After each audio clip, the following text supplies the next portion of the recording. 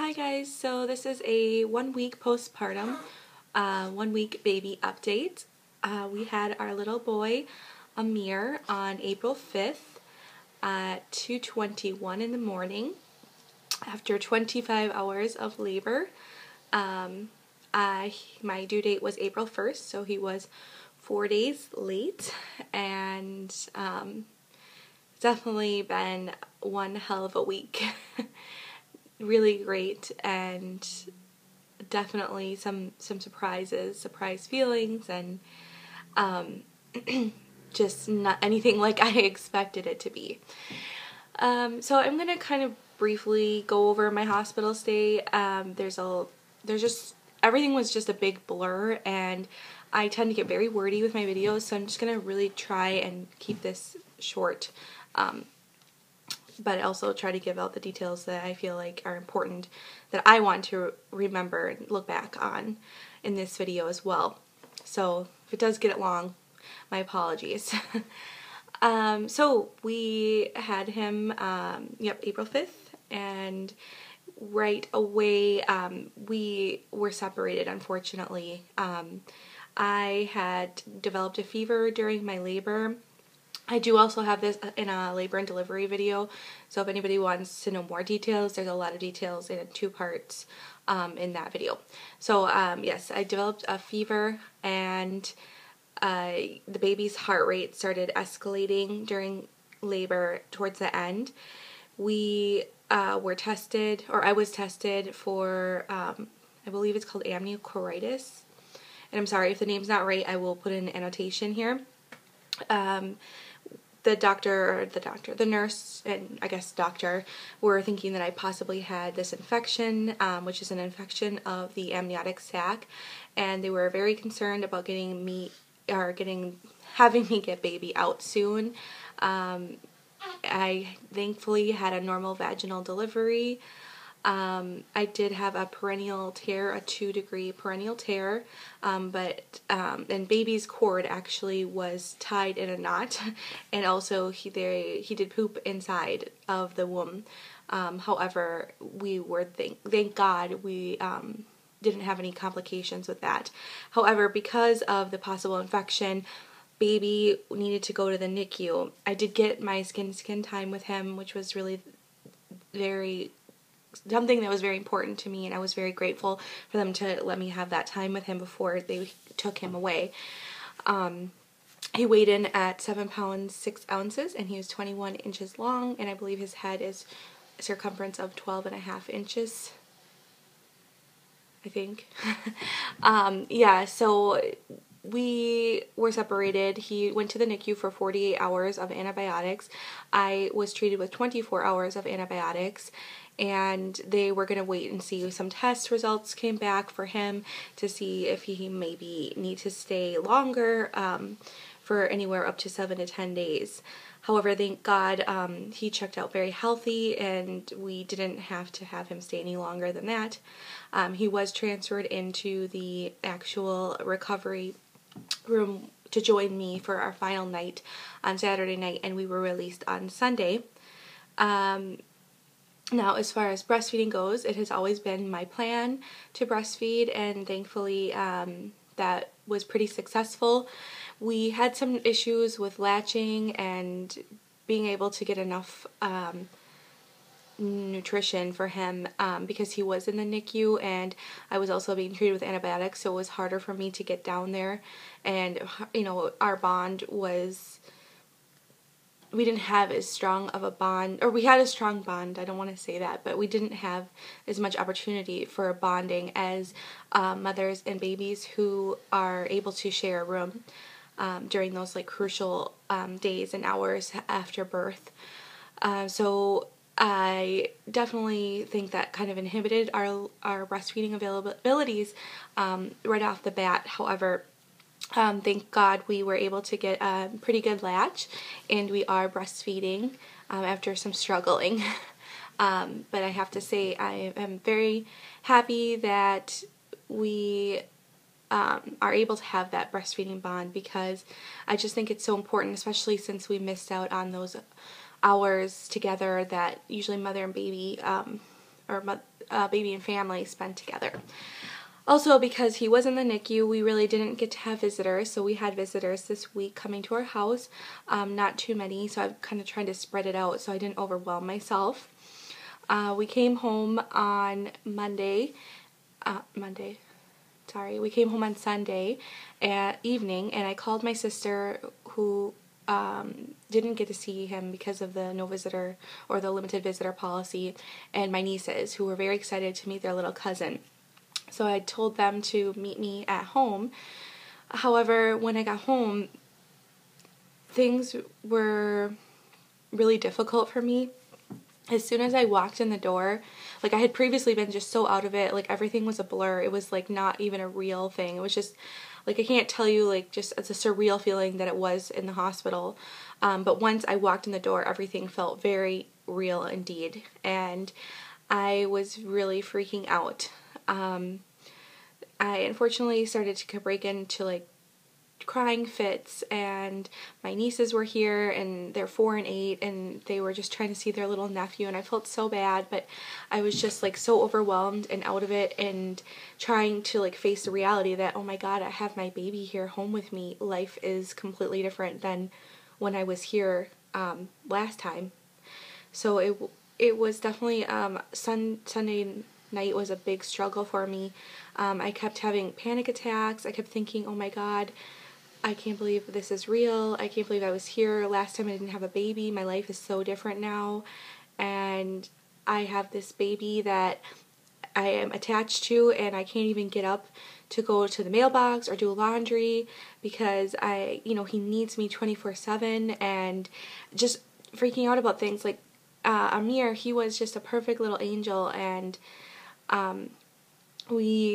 he really has not been, super fussy or crying, and it wasn't about him. It was just my emotions and my hormones coming home from the hospital, and like finally be like, okay, we don't have a call button to be calling nurses to help us do this or to take him to the nursery or anything like that. This is all on us, my husband and I, and specifically on me, because I'm the mother and I'll be home with him.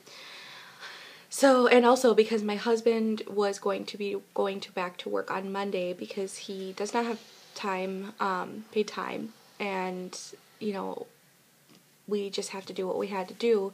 So it was going to be me all by myself on Monday, and I think that part of that was me freaking out about that.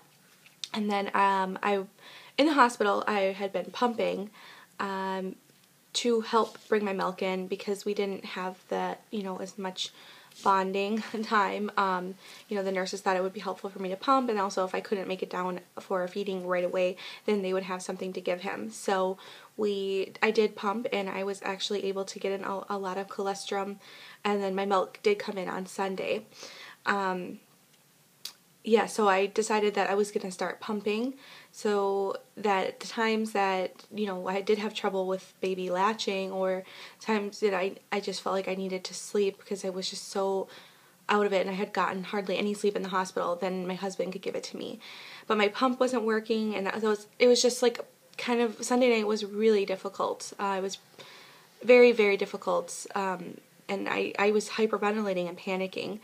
But thankfully, I woke up on Monday, and I think something just kind of occurred to me on Monday that it's like, okay, you need to be strong for your baby, and you just kind of have to suck it up because, he needs you, and you're here, and you're the only one here taking care of him today.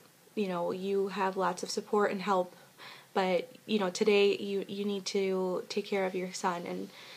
And so Monday actually felt, a little bit better. I was definitely feeling lonely and afraid and not sure what to do, not sure how to schedule it, not sure what to do with him when he's awake. Like, how do you interact with a newborn? Like, I've dealt with babies before. I haven't, family and nieces, but I've never actually really had one obviously on my own, and I've never dealt with a newborn really. So I was so afraid, but we made it through Monday. I'm trying to think what went on Monday. We didn't really have much going on during the day. It was just supposed to be low-key, and my husband, he left for the work in the morning, so it was just me and little Amir. So my friend, who was actually in the delivery room with me, decided or asked if she could stop by. So she and another friend of ours came over on Monday evening and visited, and they were really nice to bring me dinner and really helpful to watch Amir while I took a bath, because I really think I just needed to kind of de-stress after that day by myself. And I was truly grateful for just even that small little bit of help. It really meant the world, and it means the world to me, because you just need those moments. You need that support, and I definitely recommend to anybody that is, you know, kind of struggling, or even if you don't feel like you're struggling at the moment, just take the help, because any little bit helps, and it's going to help with your sanity in the end. So yeah, that was Monday. I don't know how the best way to do this now that we're out of the pregnancy vlogs, if I should do this chronologically and how I should separate it, but I'm just going to go by days because it's easier, I guess. Tuesday was a really actually very nice day. My husband was off. It was his normal day off. We had a doctor's appointment, and we also decided we were going to go to Target. I was a little bit nervous about taking him out so soon, but we really needed to get a few groceries, and we had to return some items, and I wanted to pick up a Moby wrap because on Monday I had been researching, you know, ways to make your life independent with a baby so that you can get stuff done and take care of your child, and Moby wrap was the most highly recommended for infants.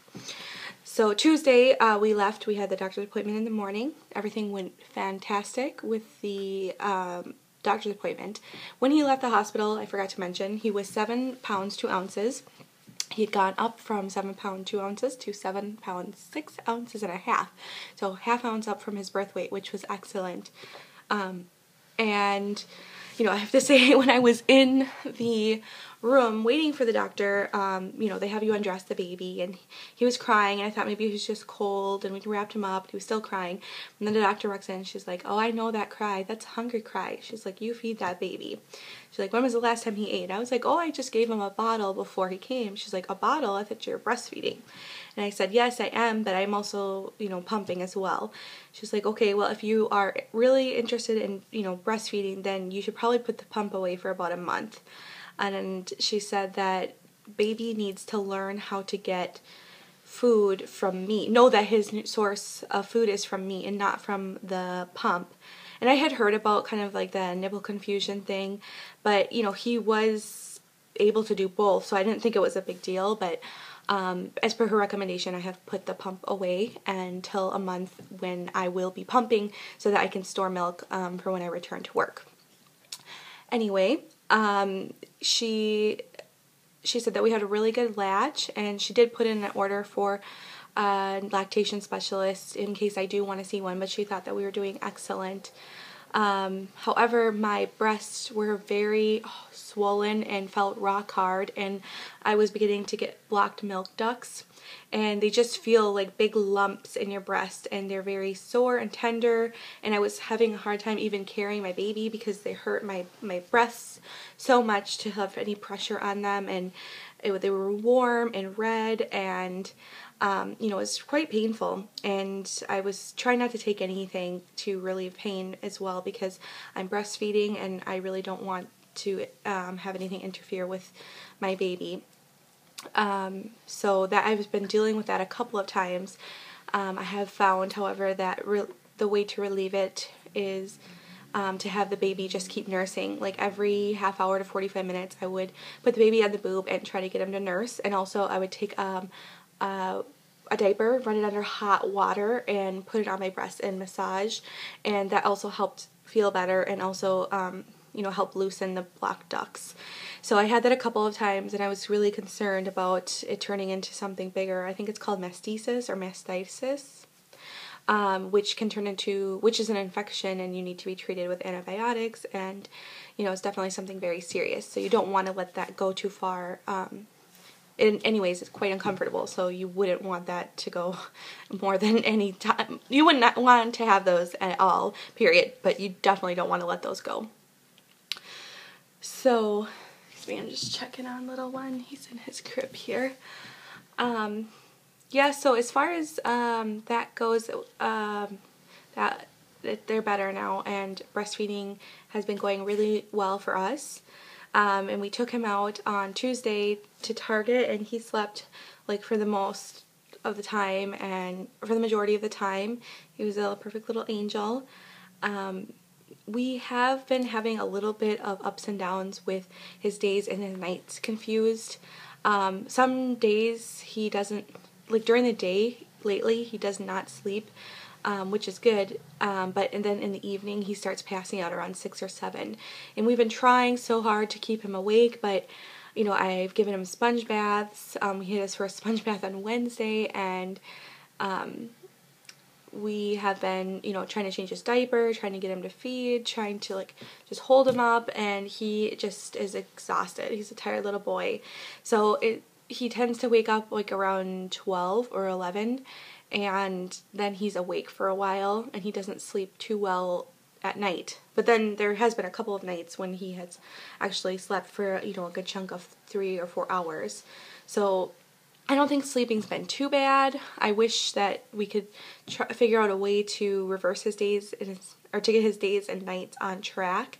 But you know, he is only a 1 week old, or now 1 week and a half, almost, well, 1 week and 2 days old baby. So I mean, I think that's pretty normal, and he does, you know, he is doing very well, I think, for his age, for lack of a better way to put that. I think he's, you know, pretty much on track. But I think we'll figure that out, and I'm trying to work on researching things that can help us bring our days and nights on the same pattern. Anyway, so Wednesday, what did we do on Wednesday? My gosh, I'm totally blanking out. See, this week has kind of been a blur as well. Not as much as the hospital. The hospital was just like totally, like, I just was so out of it. But I'm having trouble keeping track of things.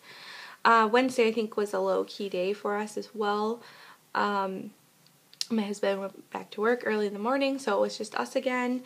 It was a pretty good day. I was able to get some stuff done now that I had the Moby wrap. I was really happy to have that. My nieces and my sister came back over and thankfully got their proper visit without me being hysterical and crying and just being a total nutcase. But I have to say, like, it is very common. I've heard this before, and also my sister, you know, was telling me about her experience when she had her first baby, that she felt the same way I did, that just when she came home and was by herself, it was just very, very difficult, and your emotions are really running crazy. The hormones are coming out and, you know, trying to regulate themselves, and you just really are scared. You don't know what to do. You have this life in your hands, and it's perfectly normal to feel the way that, you know, I felt. So if you feel like that, if you're watching this and you feel like that and you're not sure, you know, definitely you want to keep an eye on it, but it is normal to feel like that in the beginning.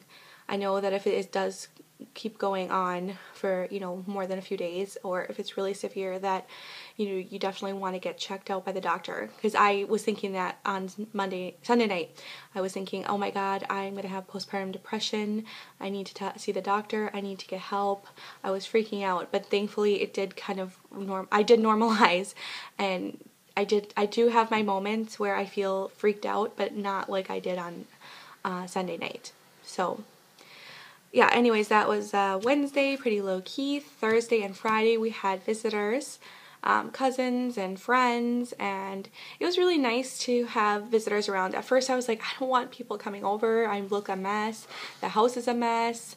And, you know, I tried to pick up as much as I can, but, you know, you're limited when you don't feel the best after you're recovering from delivery, and also you're trying to get a hold of taking care of a new one and running on very few hours of sleep. Usually I was, at least.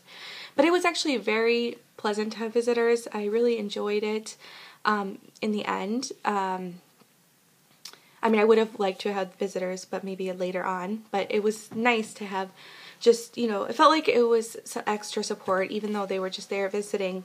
You know, it was just nice to have, you know, adult company around, I think, mostly. So that was great.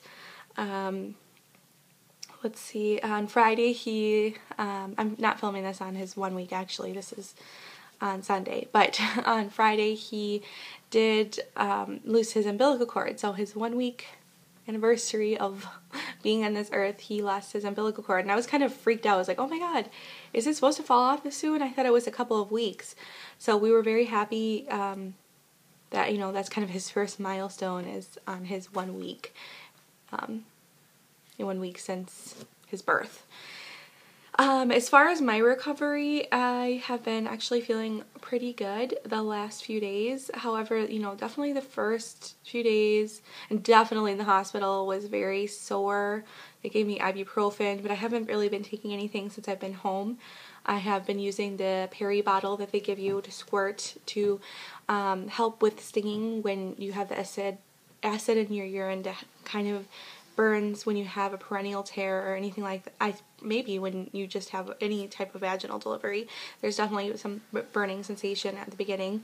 That helps, and also it keeps infection away. So even if it doesn't hurt anymore when you urinate, definitely, you know, consider using the peri bottle to keep infection out. And I'm going to keep doing that until I feel like things are really healed. And also another thing that has really been helpful is baths.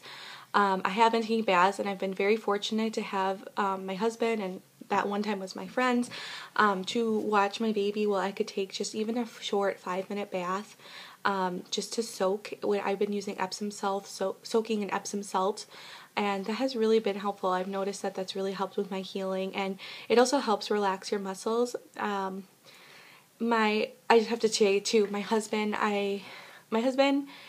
definitely, he comes from a culture where men really are not, they're involved with their children, but they're not really involved with like the caretaking as much with their children, and I knew that might be something that might come up in our situation, and also because we are both first-time parents. But I have to say, my husband, I am so proud of him. He has really, you know, been super helpful and doing whatever he can, you know, changing diapers and, you know, watching the baby. So he knows that I really need my me time, and it's super important to, I think, your own personal state of mind and recovery.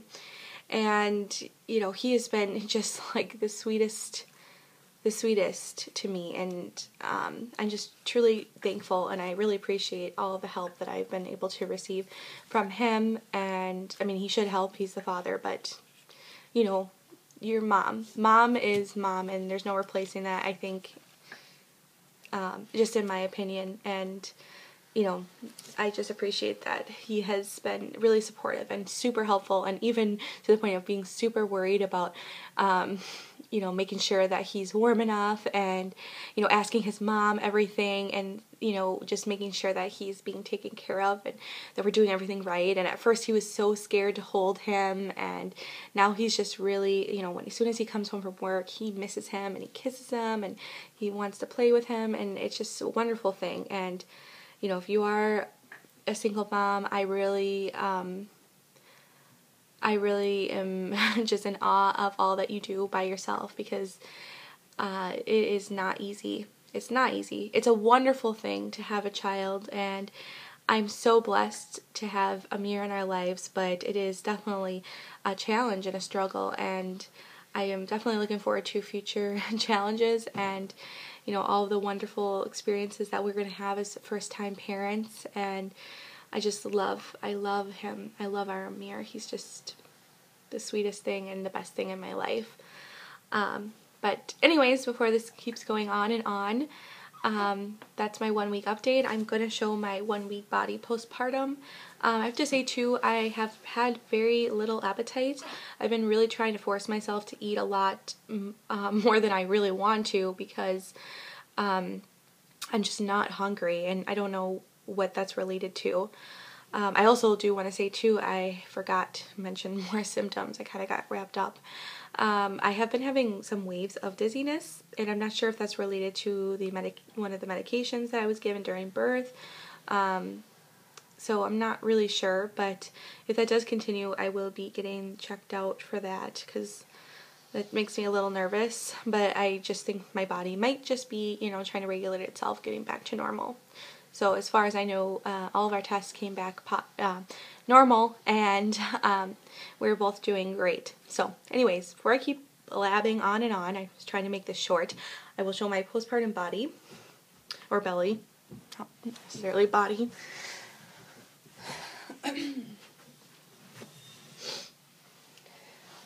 So this is technically, oh, isn't that nice? Look at this big old leak. That's wonderful. So this is 1 week postpartum.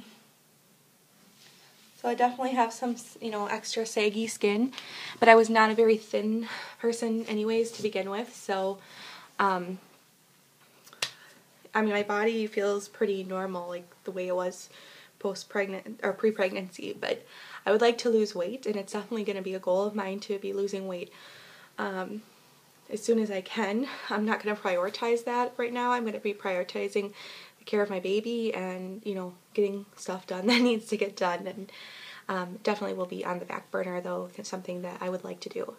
I have to say, too, about nursing, I had no idea how much you leak and how many breast pads I would be going through. I've already had to go to the store and buy more breast pads, and I just had no idea. I mean, there's milk leaking leaking everywhere, and it also stains your clothes, so be very careful and make sure you wear your breast pads and get some, shelf bras or nursing bras, because I don't have enough and I am kind of just working with what I've got, and I'm doing tons and tons of laundry, and I've been, definitely very, very busy, but again, I'm still babbling.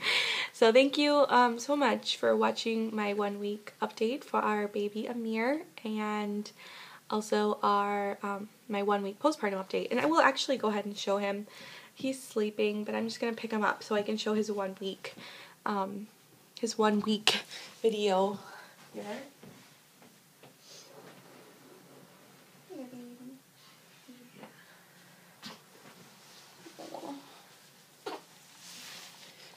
I'm so mean, I wake up my baby. I want him to wake up, actually. This is evening, and he should be awake so we can sleep tonight. Right. This is him. This is Amir. You probably saw him in my labor and delivery, but this is 1 week. I already noticed some chub here on his chin, so he's definitely gaining some weight. My little sweetie. So, thank you. Thank you for watching.